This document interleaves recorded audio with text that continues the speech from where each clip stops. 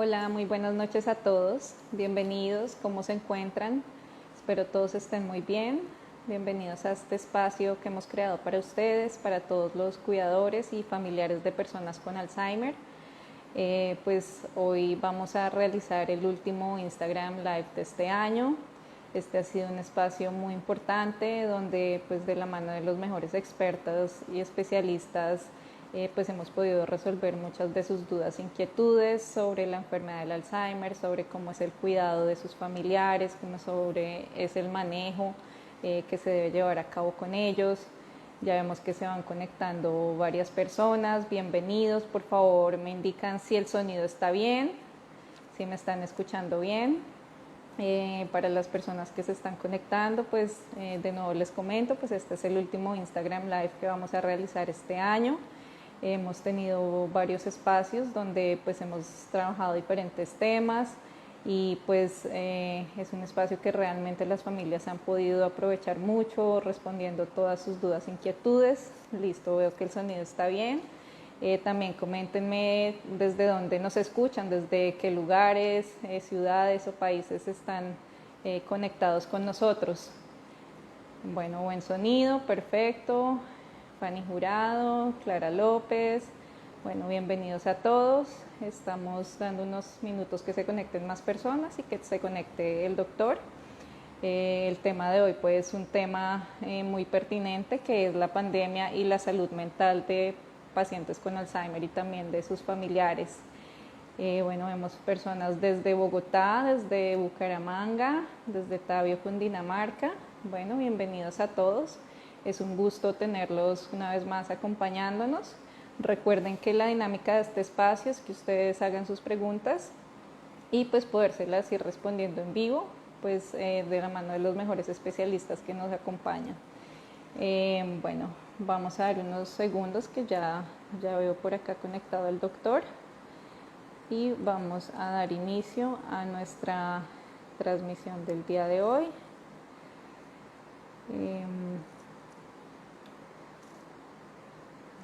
Bueno, veremos acá que se realice la transmisión. La idea entonces es que despejen todas sus dudas.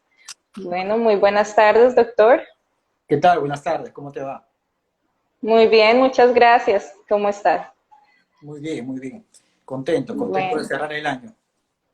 ay, sí, bueno, ya terminando este año, pues un año un poco complicado, ¿no? Pero bueno, pues de todas maneras también nos trajo cosas buenas, creería yo, en medio de toda la pandemia y todos estos cambios que tuvimos que enfrentarnos. Pero bueno, pues muchas gracias por acompañarnos. Pues como te comentamos, este es un espacio donde se conecta una comunidad grande de familiares y cuidadores de personas con Alzheimer y demencias.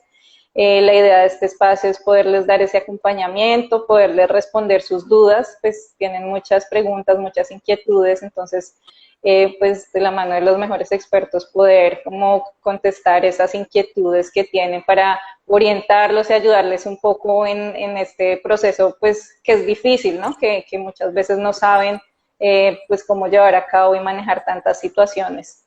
Entonces, pues muchas gracias, doctor, por acompañarnos, por estar con nosotros esta noche. Bienvenido a este espacio y pues voy a hacer la presentación y damos inicio. Perfecto, gracias. Entonces, bueno, pues hoy nos acompaña el doctor Eduardo Cortina. Él es médico cirujano de la Universidad Peruana Cayetano Heredia de Lima, Perú, especialista en psiquiatría de la Universidad Católica de Argentina, Buenos Aires, subespecialista en psicogeriatría de la Universidad Marimontes de Buenos Aires, Argentina. Bueno, doctor, pues bienvenido, muchas gracias por acompañarnos. Si por favor nos cuentas brevemente un poco sobre ti y dónde se pueden comunicar las personas que se encuentran conectadas con nosotros. Bueno, muchas gracias por la presentación. Efectivamente, bueno, soy médico psiquiatra, tengo la especialidad de psicogeriatría y desde que empieza la pandemia, vamos así decirlo, que en nuestros países, por lo menos en Latinoamérica, más o menos hemos tenido las primeras restricciones a partir de marzo, se me convoca. que me convoca para, de alguna forma, poder velar por lo que es la salud mental, de lo que todavía en ese momento no conocíamos bien, que era la repercusión o el desenlace, o cómo iba a venir esta pandemia en todos nosotros.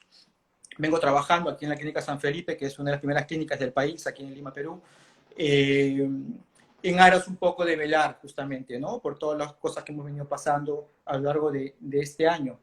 Yo soy psiquiatra aquí en la clínica, coordino la emergencia psiquiátrica y pues encantado de poder conversar sobre un tema tan importante como es el impacto de la salud mental en nosotros a consecuencia de esta pandemia.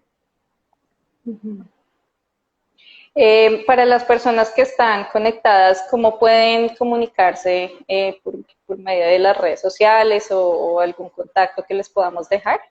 Bueno, yo tengo una cuenta de Instagram, Doctor Cortina. No suelo publicar tantas cosas, pero de vez en cuando publico algunas charlas o algunos tips en los cuales he participado, o sea que a través de ese medio se pueden contactar conmigo en algún momento. Perfecto, muchas gracias, doctor. Bueno, pues como comentamos, pues el tema de hoy es la pandemia y la salud mental en pacientes con Alzheimer y también en sus familiares. Entonces, para empezar, ¿nos podrías decir qué implicación o qué alteraciones se han visto a raíz de la pandemia en la población, pues adulto mayor que tiene este tipo de diagnósticos y también en sus familias? Por supuesto. Bueno, la pandemia ha traído en general un gran impacto en todos los grupos etarios, ¿no? Y de todos los grupos etarios y los grupos de población, hay tres grupos que han sido tal vez los más afectados o los más vulnerables. Uno han sido los niños, otro ha sido el personal sanitario y otro ha sido justamente el personal, la población, perdón, adulta mayor, ¿no? Definitivamente lo que ha traído esta pandemia como general es algo que seguro ustedes han escuchado en sus países, que es este nuevo estado mental. Comenzamos con un nuevo estado mental, que es el tema de la incertidumbre, ¿ya? Un estado emocional que seguro muchos de nosotros lo hemos experimentado a lo largo de nuestras vidas, pero es primera vez que experimentamos una incertidumbre diaria, de manera crónica. Y esto ha tenido un impacto en todas las poblaciones. Y ahora vamos a hablar un poco de la población adulta mayor, pero quería dejar en claro que este estado emocional, que está muy ligado al miedo, es un estado emocional que le hemos venido llevando a lo largo de todo este tiempo. Y esto ha sido de alguna forma reforzado por una alteración de la perspectiva del futuro, ¿no? Desde que nos dijeron que no podíamos salir a la calle, desde que el momento que nos dijeron que no podíamos, que teníamos que tener medidas de bioseguridad, alteró completamente nuestra rutina, nuestra perspectiva de futuro, que es lo que al ser humano, por tendencia, lo motiva. Seguimos de una tendencia a empezar mucho en el mañana, ¿no? Y desde ese momento que empezaron las restricciones, empezamos a tener un mañana un poco nublado. Nuestros planes empezaron a flaquear y eso empezó a alterar nuestro estado de ánimo. Así como también la pérdida de control personal, es decir, teníamos costumbre de decidir qué cosas hacer durante el día, de seguir una rutina, de elegir ciertas cosas y de un momento a otro no perdimos el control personal y eso aumenta nuestra sensación de incertidumbre. En la población adulta mayor, esto ha sido de mayor impacto aún, porque en la población adulta mayor hay tal vez el prejuicio o hay el conocimiento de que el adulto mayor de por sí es una persona que ya tiene cierto aislamiento. Entonces, en cierto modo, al inicio no se le prestó mucha atención, pero el impacto que ha tenido la pandemia en la población adulta mayor ha sido muy grande. ¿Por qué? Porque hay algo que se nos ha repetido a lo largo de este tiempo, que es, por ejemplo, el tema de cuidarse, lavarse las manos, usar la mascarilla, no poder salir de casa, etcétera. Y esto es algo que obviamente en población adulta mayor y más en los que tienen algún deterioro cognitivo, que es justamente lo que ustedes muy bien hacen, que es hablar sobre estos temas, es mucho más difícil porque hay que reforzar a una persona que tiene problemas de la memoria, que tiene que lavarse las manos todos los días, hay que reforzarle, hay que estar supervisándolo.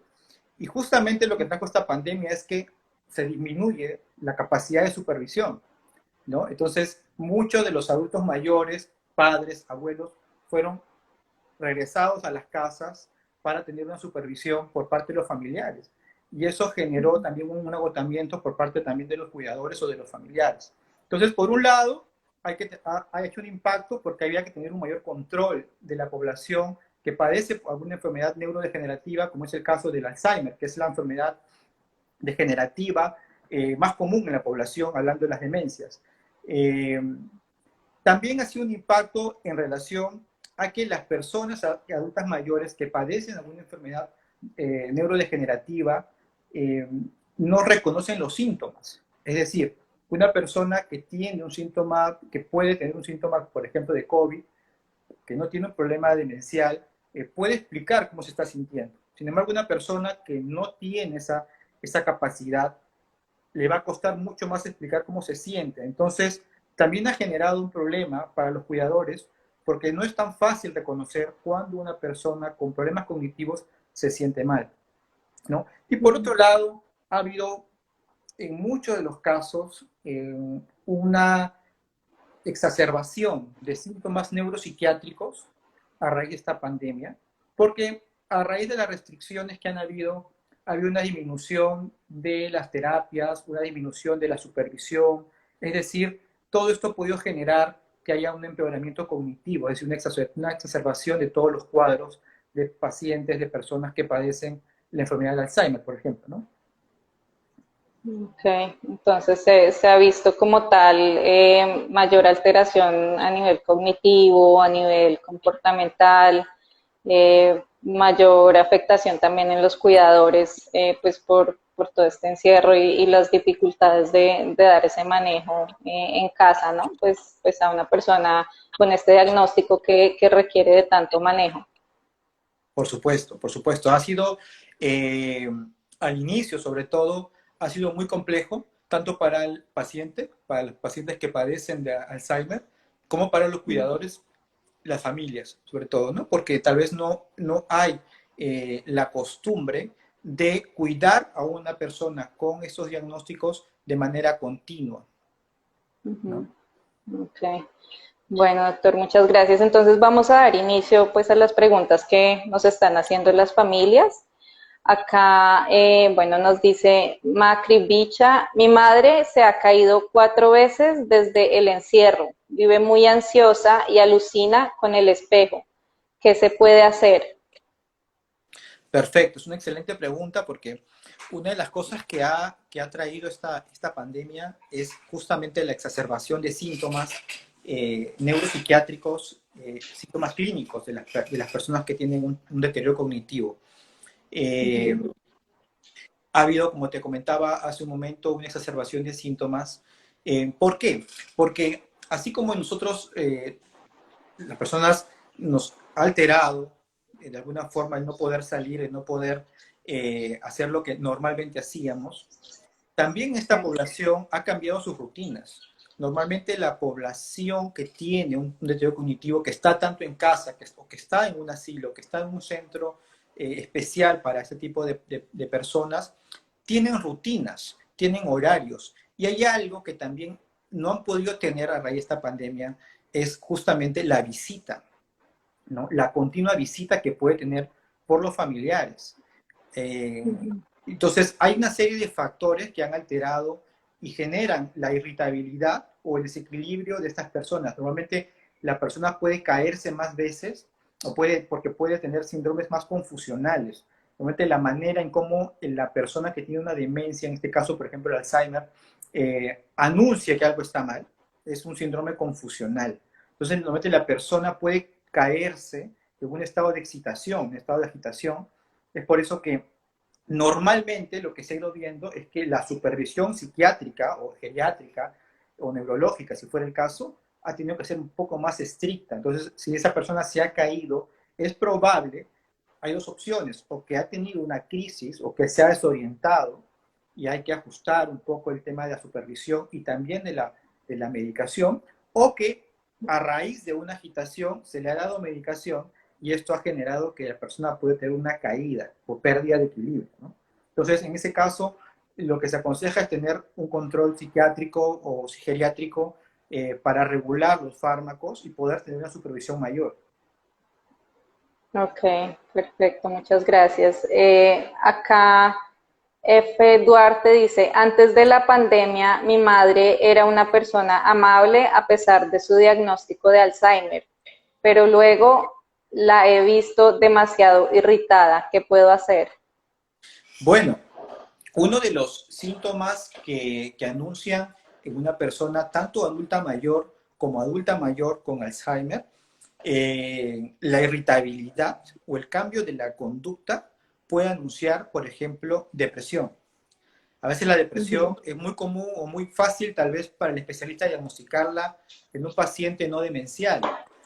Sin Sí, embargo, es más complicado diagnosticarle a una persona que no puede expresarla. Y uno de los síntomas típicos de la persona que está deprimida puede ser la irritabilidad o el cambio de la conducta de manera abrupta. Entonces, podría ser que esta persona esté atravesando una depresión dentro de su cuadro de Alzheimer.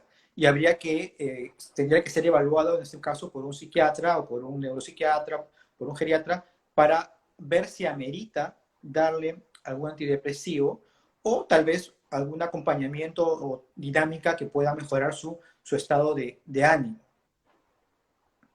ok, muchas gracias. Acá Fátima dice, como cuidadores podemos padecer síntomas. Me imagino que un poco relacionado a síntomas de cuidador quemado puede ser, pues al ser, Por pues al supuesto, cuidador y más durante estas circunstancias. por supuesto. ¿Cuáles son como esos signos de alarma que deben tener presentes los cuidadores para Bueno, decir, bueno, ya hay que pedir ayuda?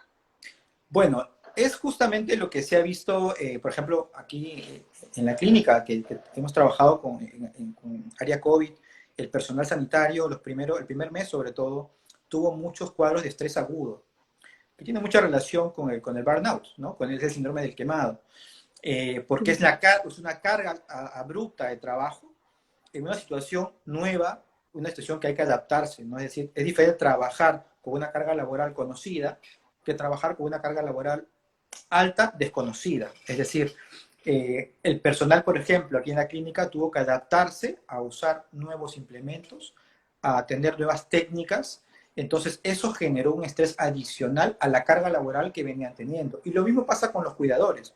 Los cuidadores han tenido que adaptarse a una nueva manera de trabajar en aras de cuidar y velar por la salud de sus pacientes, ¿no? Entonces, esto tiene un agotamiento también en la persona y genera síntomas adaptativos. Los síntomas adaptativos en psiquiatría se conocen como los síntomas, por ejemplo, tanto depresivos o ansiosos, vamos a decir, de una intensidad menor. Por ejemplo, insomnio, por ejemplo, irritabilidad, por ejemplo, pérdida de apetito, por ejemplo, crisis de pánico muy puntuales en algún momento determinado, o un decaimiento emocional transitorio. Esto puede anunciar que la persona esté teniendo un burnout o un trastorno de estrés agudo que requiere en muchos de los casos un acompañamiento, una consulta y en otros casos que son menores algún tipo de tratamiento farmacológico, ¿no? Pero es muy común ver en los cuidadores y más en cuidadores justamente de pacientes con Alzheimer el agotamiento. Ok, entonces es importante que los cuidadores también se cuiden a sí mismos y no descuiden pues su propia salud, ¿no? Porque es muy probable que estén en riesgo de padecer el síndrome del cuidador quemado, ¿no? Por supuesto, totalmente. Bueno, muchas gracias. Acá Ana Arias Franco dice, buenas tardes. Desde el encierro empezó a perder memoria desde mayo por el encierro, mi familiar. ¿Esto es normal? O sea, la pérdida de memoria se puede deber al encierro.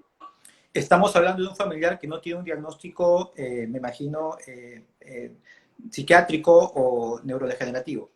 Sí, Ujú. de hecho, parte de los síntomas adaptativos que mencionabas en un inicio puede estar lo que es la pérdida de la memoria, ¿ya? Es Ujú. importante entender que la memoria tiene dos formas de presentarse. Hay una pérdida de la memoria de tipo reversible y hay otro tipo de memoria de pérdida irreversible. Reversible es la que podemos ver, por ejemplo, en una persona que tiene depresión. La persona que tiene depresión, por ejemplo, puede venir a la consulta refiriendo fallas en la memoria, sobre todo la de corto plazo. Es decir, me dicen algo, no me acuerdo, me dan un número, no lo recuerdo, estoy empezando a perder la memoria. Y esto se debe porque hay una disminución de la atención de la persona. Entonces, hay menos atención, fija menos en la memoria, entonces la memoria a corto plazo está baja. Entonces, esos pacientes o esas personas pueden estar teniendo un cuadro depresivo o ansioso en uno de los casos, y al corregirlo recuperan la memoria, ¿no? Eso es un caso muy común que vemos en la consulta.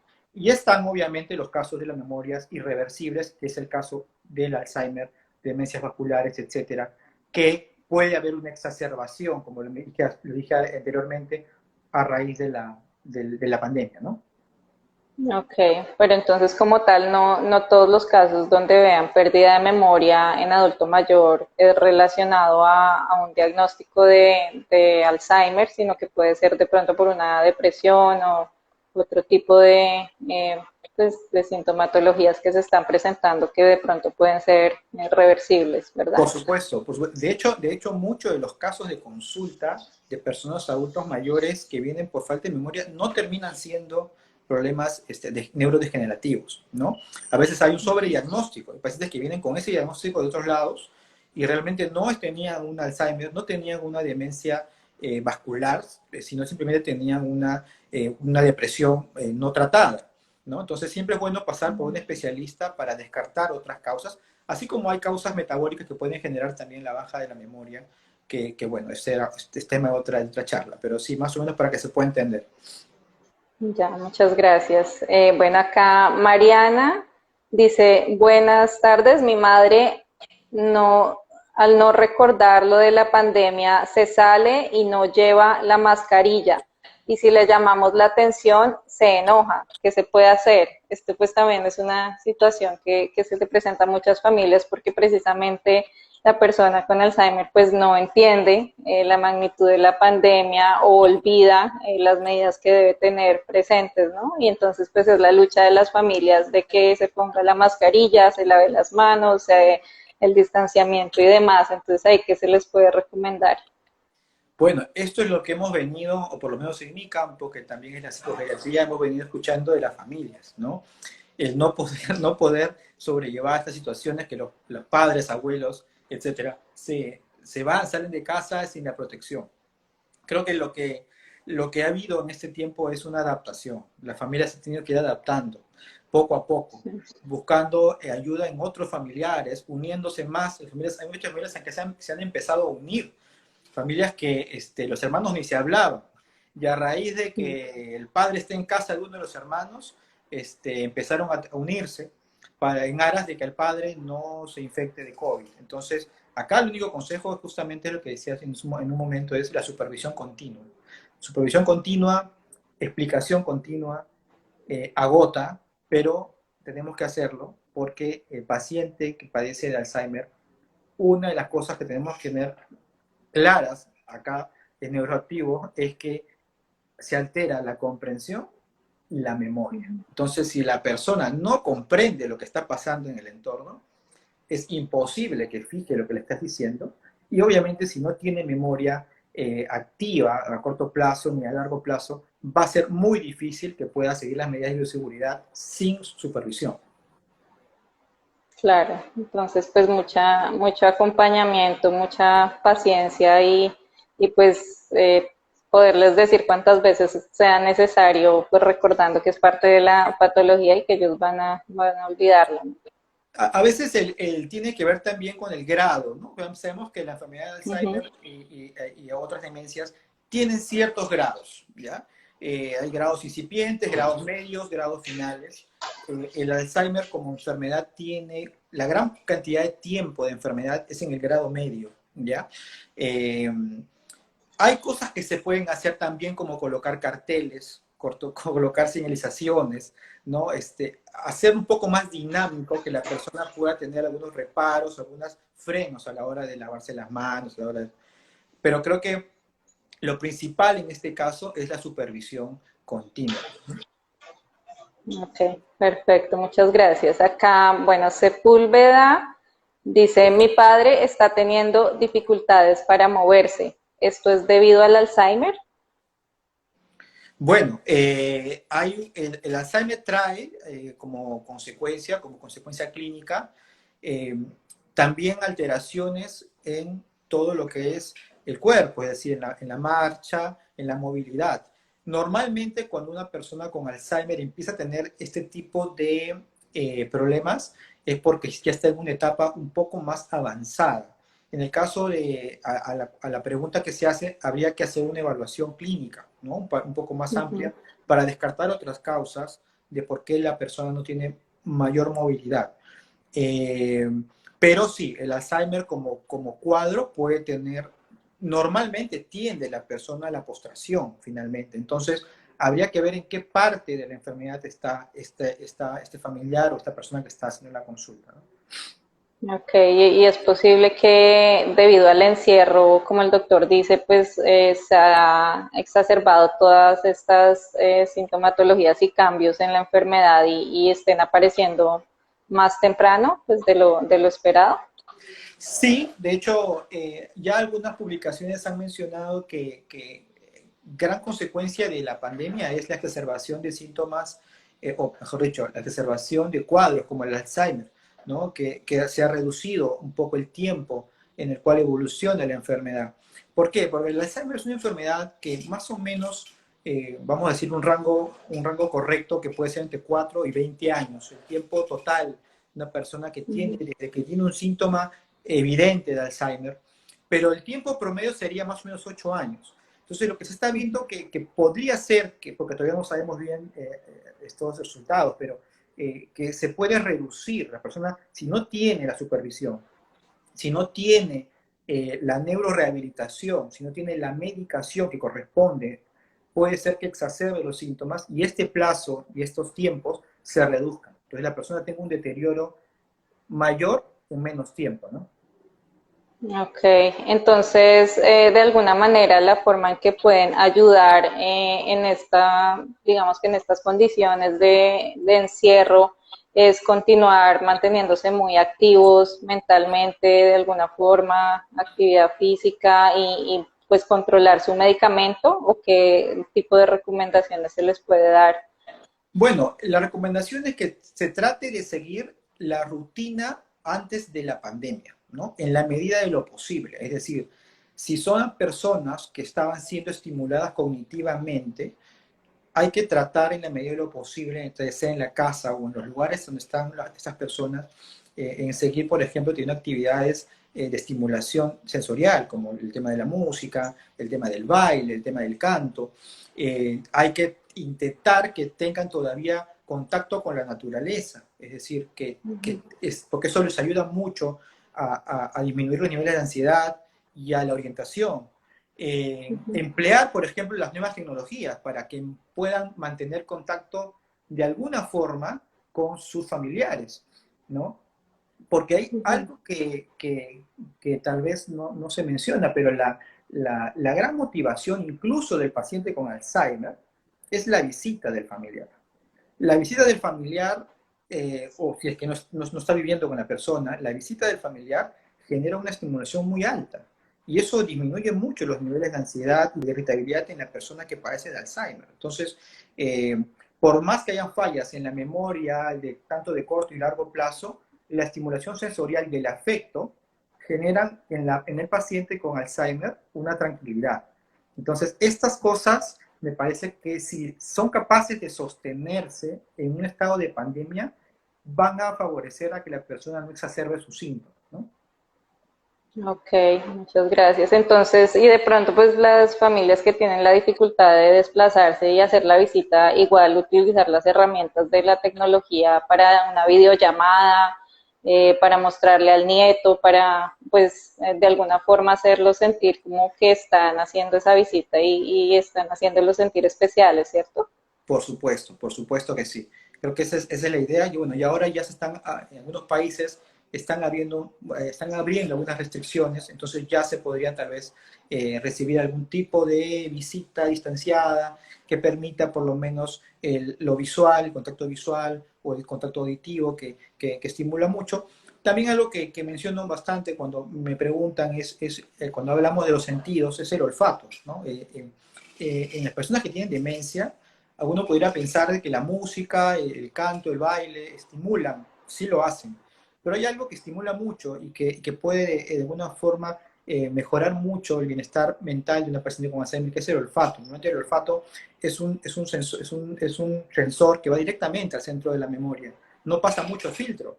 Entonces, el olfato, como nos ha pasado a nosotros, por ejemplo, que cuando vamos a un huerto y olemos un tomate, nos acordamos de alguna situación pasada, ¿no? Porque el olfato nos lleva a situaciones muy antiguas. Y el paciente con Alzheimer es un paciente que justamente lo que le va quedando es lo más interno, es lo más primitivo, lo más antiguo. Entonces, el olfato es algo que también se debería estimular en las familias y en los centros de reposo, ¿no? Ya, muchas gracias.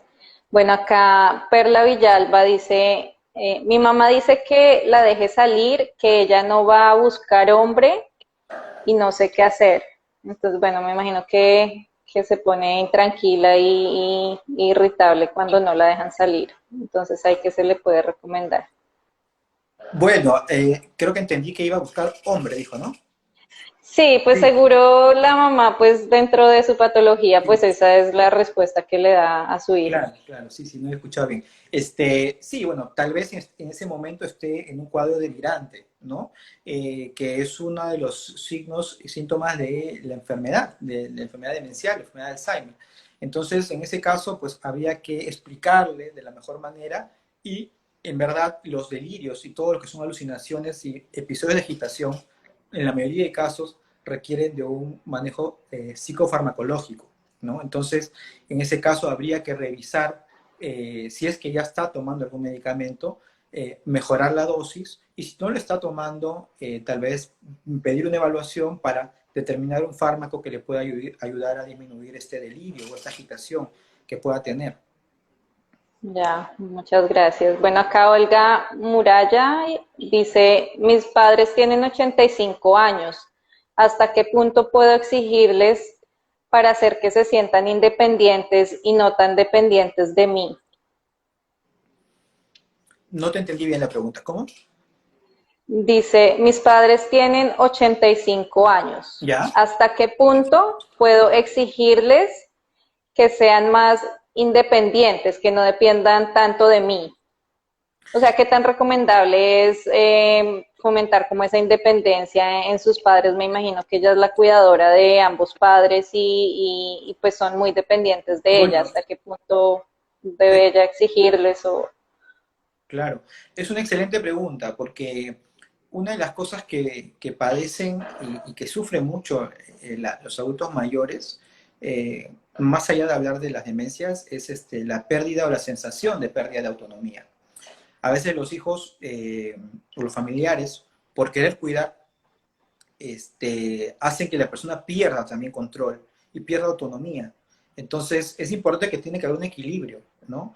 Porque está bien hacer el cuidado de un adulto mayor con demencia o sin demencia, pero es bueno que la persona tenga actividades que personalmente le gusten hacer, que tome decisiones o que forme parte de las decisiones. A veces cometemos el error como hijos de a los padres quererlos llevar de casa en casa, ¿no?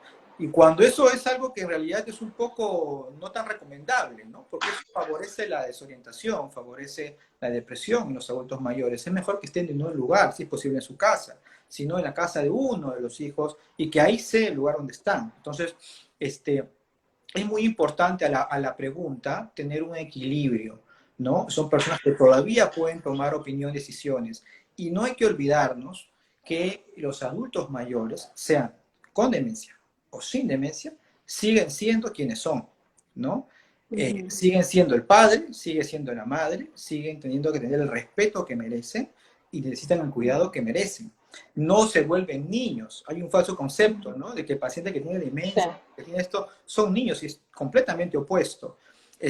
Al contrario, siguen siendo cabezas, siguen siendo los líderes tal vez de la familia y se les tiene que mirar como tal. Hay, hay un concepto que también se ha venido en el tiempo diciendo que el adulto mayor es un cerebro envejecido, ¿ya? Y eso también es algo que se tiene que ir modificando, porque en realidad el adulto mayor no tiene un cerebro envejecido, tiene un cerebro especializado, tiene un cerebro pulido, ¿ya? Entonces, Ujú. cuando cambie la mirada de cómo se le ve al adulto mayor, creo que también para las generaciones anteriores vamos a mejorar en relación al trato y a la posición que le damos a nuestros padres o a nuestros abuelos, ¿no? Claro, sí, todavía son personas que tienen muchas capacidades, que tienen autonomía, que pueden decidir y independiente, pues así tengan su diagnóstico de Alzheimer, pues todavía pueden y pueden involucrarse y debe dárseles ese rol en la sociedad y en la familia, como siempre lo han tenido. Por supuesto. Listo. Muchas gracias. Bueno, acá Sofirán dice, buenas tardes. ¿Cuál es el proceso de muerte y duelo que puede experimentar un adulto mayor con el tema de pandemia? El adulto mayor, el proceso de duelo de un familiar es, en este caso, es el mismo que de cualquier persona. Es decir, el duelo, como sabemos, tiene algunas etapas y los tiempos son muy personales. Entonces, los adultos mayores también experimentan el duelo, incluso las personas que tienen demencia, por ejemplo, también pueden experimentar de alguna forma, dependiendo del grado, pueden representar, perdón, o manifestar, perdón, duelo, ¿no? El duelo es este cuadro también adaptativo en el cual pasamos todos cuando perdemos un familiar o algo muy querido. El duelo se da porque normalmente, viendo desde el punto de vista psicodinámico, nosotros depositamos energía de alguna forma psíquica en alguien, en una persona. En el momento que la persona desaparece, puede ser de manera abrupta, que a veces es mucho más fuerte, hay un vacío interno, y ese vacío tiene que ser reemplazado en algunos de los casos, o en unos casos eh, va a ser curado por una cantidad de tiempo determinada, que va a pasar por un proceso de aceptación, de negación, hasta finalmente poder atravesar por completo el duelo. Pero el duelo en el adulto mayor no tiene una diferencia clínica con una persona, como cualquier persona. Bueno, muchas gracias. Clara Aida López dice, doctor, mi esposo no le gusta que lo visiten, pelea mucho con el nieto, ya no le gusta nada, ¿qué puedo hacer? Bueno, habría que ver cuál es la personalidad previa, ¿no? Si es una persona que ha tenido una personalidad previa opuesta, ¿no? Que más bien ha sido una persona en la cual siempre le gustaba recibir la visita, y una persona amable, ¿no? Entonces ya hay un cambio en la personalidad, habría que ver qué está pasando con esta persona. Puede ser que esté atravesando un proceso depresivo, ¿no? Que normalmente es lo que primero pasa, ¿no? Personas se deprimen y la manera de que un adulto mayor o que una persona con demencia, por ejemplo, la manifestación de depresión es justamente la irritabilidad, el enojo, la impaciencia. Entonces, habría que ver si esta persona está atravesando un cuadro depresivo o si es que es su personalidad y tal vez en los años ha hecho que algunas cosas se exacerben, ¿no? Y habría que conversar tal vez con él. Ok. Bueno, acá nos pregunta Hogar Geriátrico Días Felices, ¿es el delirio el que siempre los hace pensar en irse para su casa? Bueno, el delirio puede ser en muchos de los casos, es una alteración del contenido, del pensamiento, y sí puede generar, puede mezclar hechos pasados con hechos recientes, pero normalmente es una modificación del pensamiento y sí puede estar relacionado a hechos pasados, como dice su casa, estar en una situación puntual del pasado.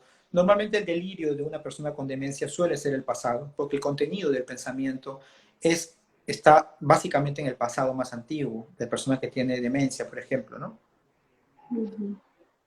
Okay. ¿Qué otro tipo de alteraciones conductuales se ven comúnmente en las personas con demencia? Bueno, en las personas con demencia vamos a decir que lo primero que pasa es una falla en la memoria, ¿ya? Tal vez lo más precoz, la falla en la memoria, sobre todo la de corto plazo. Luego empiezan a haber fallas en la memoria un poco más bruscas, como por ejemplo se mezcla la falla en la memoria a corto plazo con la de largo plazo. Es decir, un día la persona quiere amarrar sus agujetas y no se acuerda cómo. Es ahí donde la persona justamente cae en la cuenta de que algo no está bien, ¿no? Incluso queda en evidencia entre otras personas. Entonces es un dato importante, porque a veces la persona dice, pierdo la memoria, Alzheimer. No, el Alzheimer es una enfermedad que tenemos que entenderla que es un poco más cruda, que si bien es cierto, es incipiente, si bien es cierto, pierde la memoria poco a poco, cuando uno se va a dar cuenta, son fallas de memorias bruscas. La persona a veces va a agarrar el coche para irse a un lado y no recuerda a dónde va. Entonces, esto es como memoria, es para que se entienda un poco más este tipo de fallas en la memoria la que deberíamos esperar. A nivel conductual hay un cambio en la personalidad, ¿ya? Es decir, normalmente la persona que suele ser mucho más alegre, más espontánea, se aísla, se vuelve mucho más callada, opina menos, planifica menos. Entonces hay un cambio en la personalidad también. Luego empiezan a fracasar en algunas cosas que antes las hacían bien, ¿no? Por ejemplo, algún viaje, alguna situación puntual, algún tema financiero, empiezan a cometer errores, ¿ya? Esto creo que son las cosas más comunes que se pueden ver en las personas que tienen, que podemos sospechar que tienen una enfermedad de tipo Alzheimer y que nos tienen que hacer llevar una consulta, ¿no? Ya luego aparecen otro tipo de situaciones más complejas como alteraciones en la marcha, alteraciones para poder cambiarse, para poder bañarse, para poder sus actividades diarias, ¿no? Y hasta que finalmente termina en un estado casi dependiente, ¿no? Ok, perfecto, muchas gracias. Estela Costa dice, mi esposo no quiere hacer chichi en el sanitario, no lo reconoce, él lo hace en el closet, en todas partes, menos en el baño. ¿Qué puedo hacer? Pues me imagino que también el tema del encierro y la desorientación lo ha hecho pues peor, ¿no? Entonces hay que se Sí, les puede recomendar. definitivamente, el encierro ha generado todo este tipo de cosas y aquí hay que, obviamente, tener, como les mencionaba, una supervisión mayor, ¿no? Para evitar este tipo de situaciones, tratar de estar alertas en el momento que se despierta, va a ir al baño para dirigirlo al baño y no a un lugar que no es el baño. Pero habría que en este caso ajustar lo que es la medicación, ¿no? Es una persona que tiene un cuadro demencial, por ejemplo, en ese grado de desorientación ya requiere una medicación para recuperar justamente que pueda hacer sus necesidades básicas de manera lógica, ¿no? Cuando es un caso de este tipo. Ahora, hay casos en los cuales esto no se llega a recuperar del todo y siempre tiene que haber una supervisión continua. Habría que evaluar en qué grado de demencia está, si es que la tiene, ¿no? Si no la tuviese, entonces con mayor razón requiere una evaluación por parte de un especialista, ¿no? Ok, muchas gracias. Y como tal, ayudas como carteles o rutinas, ¿eso puede ayudarles en algo? Digamos, en el tema del baño. Sí, por supuesto, carteles pueden ayudar mucho. Si es una persona que todavía no tiene una alteración de la memoria o de la comprensión, puede haber carteles, puede haber algunas líneas de seguimiento, sí puede haber.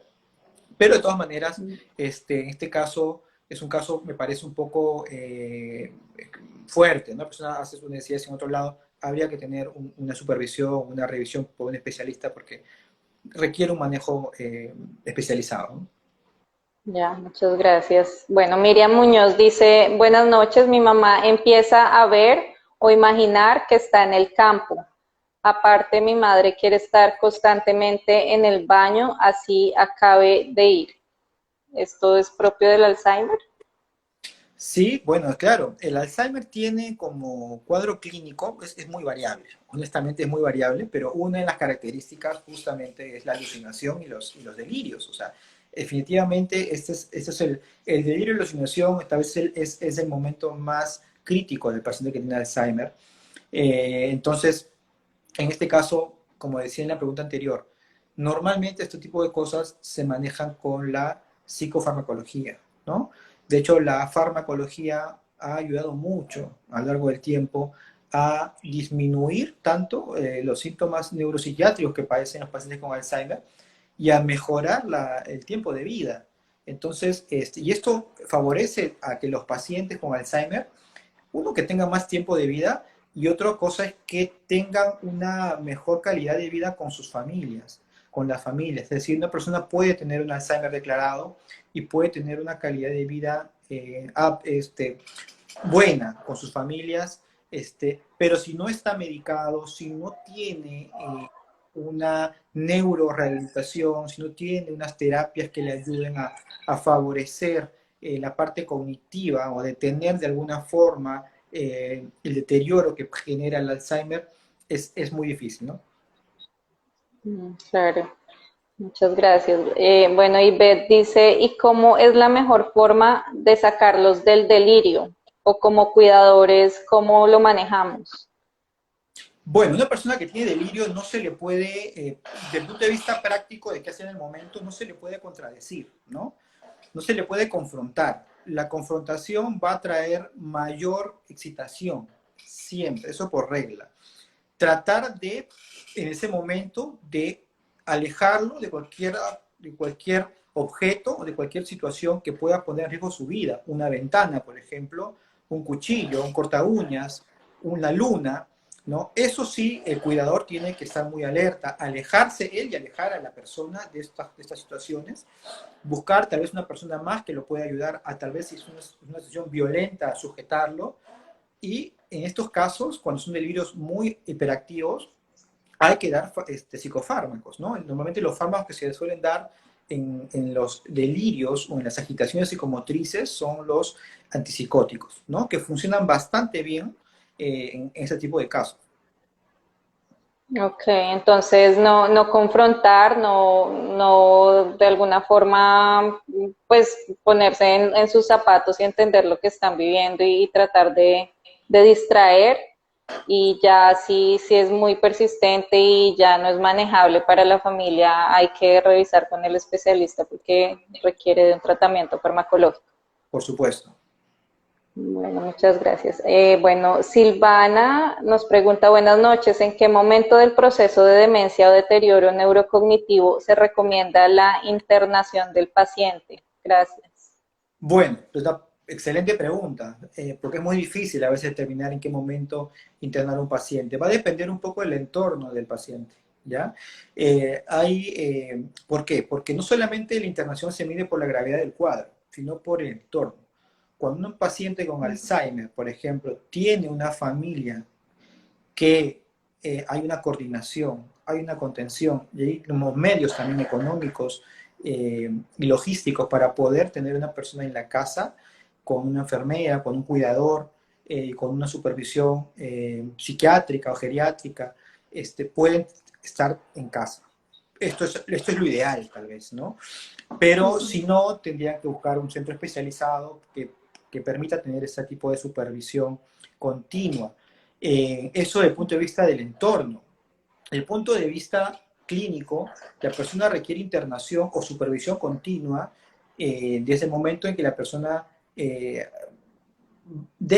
pierde ya prácticamente la memoria a largo plazo, empieza a tener conductas muy bizarras y también no puede hacer sus actividades básicas, como por ejemplo ducharse, alimentarse, ¿no? Ya estos pacientes requieren una supervisión mucho más continua porque se les dificulta mucho también la alimentación. Son pacientes que tienen mucho riesgo de desnutrirse, ¿no? Y también de tener algún tipo de afectación cardíaca, por ejemplo, ¿no? Entonces, creo que va a depender mucho del entorno y de la gravedad del cuadro. Normalmente son, como te digo, cuando la persona ya es incapaz de poder hacer sus actividades cotidianas, las más elementales sobre todo, ¿no?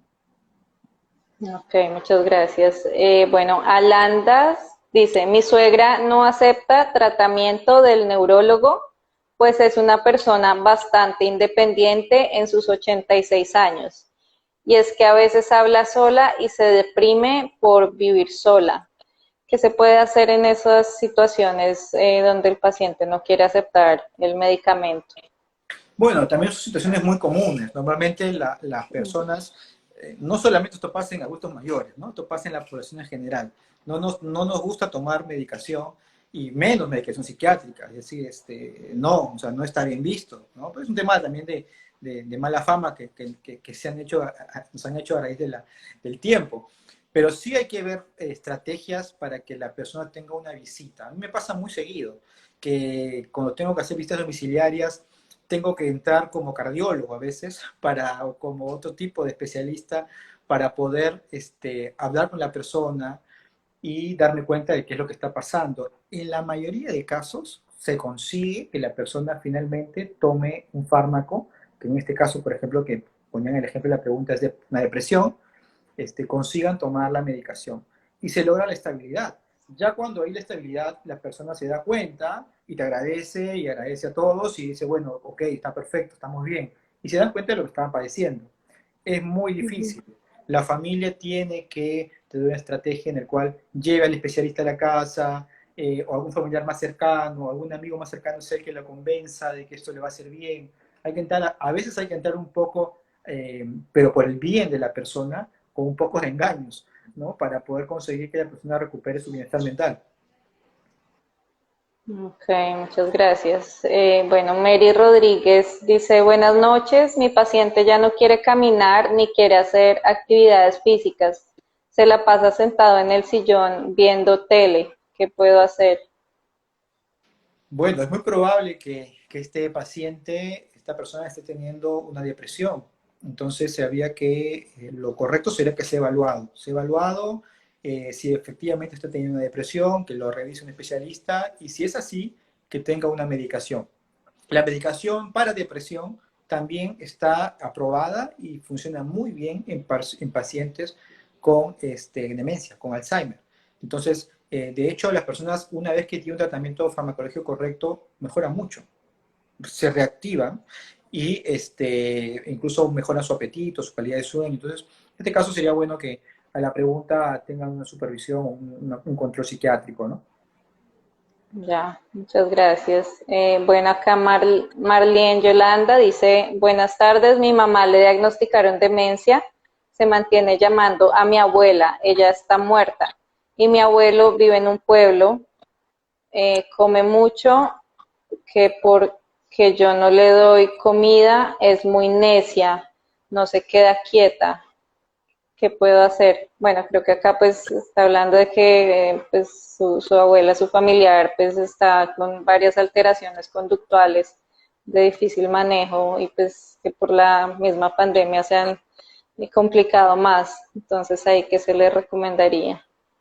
Bueno, un poco lo anterior, es decir, aquí aparentemente está presentando también un cuadro delirante, ¿no? Confusional, puede ser eh, una desorientación, entonces es bueno que tenga una indicación farmacológica porque de otra forma va a ser muy complicado, o sea, la palabra no va a llegar al convencimiento.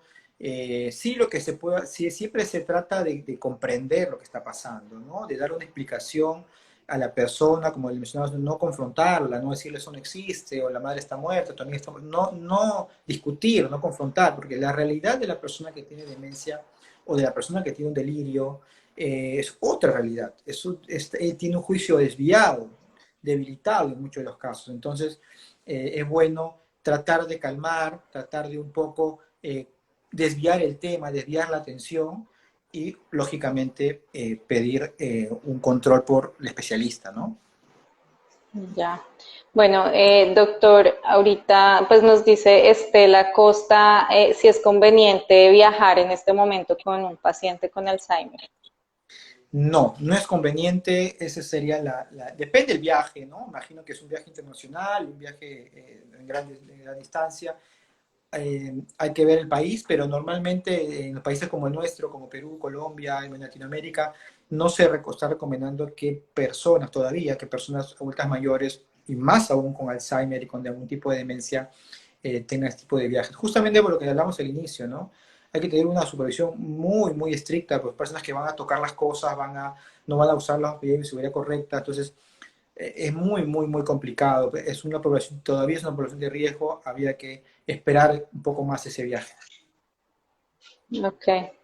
Bueno, pues doctor, muchísimas gracias. Se nos pasó el tiempo muy rápido. Pues nos quedan algunas preguntas sin responder, pero de todas maneras, muchas gracias pues por toda esta valiosa información brindada, por acompañarnos hoy, un día antes del 24, que sé que ya muchas personas están pues en plan de estar con sus familias. Y bueno, de todas maneras, muchas gracias por este espacio, por toda la información, y pues a todas las familias que nos acompañaron también, muchas gracias.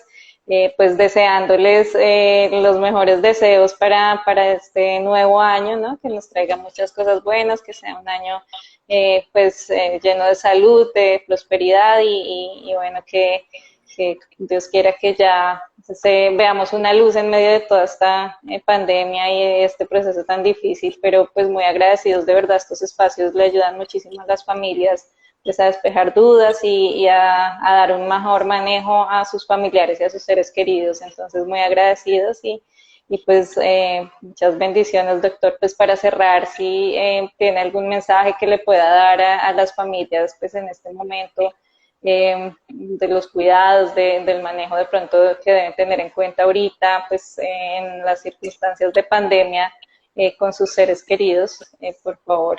Bueno, primero gracias por la oportunidad, por la invitación y por cerrar el año con esta pequeña charla, este pequeño live. Mira, la pandemia lo que ha traído es que también nos ha llevado a lo más primitivo, ¿ya? Es decir, a esto de cuidarnos, de escondernos, aislarnos, cuidarnos, de que salga el menos vulnerable a comprar las cosas, a traerlas en aras de preservar la familia, de cuidarla. Es decir, nos ha hecho entender que somos humanos y nos ha hecho también reforzar los roles que tenemos en la vida, es decir, el rol que tenemos como hijos, como hermanos, como padres, y eso me parece que ha sido importante. Creo que una de las cosas que hace esta pandemia y que ha traído consecuencias trágicas es que replanteemos nuestras prioridades.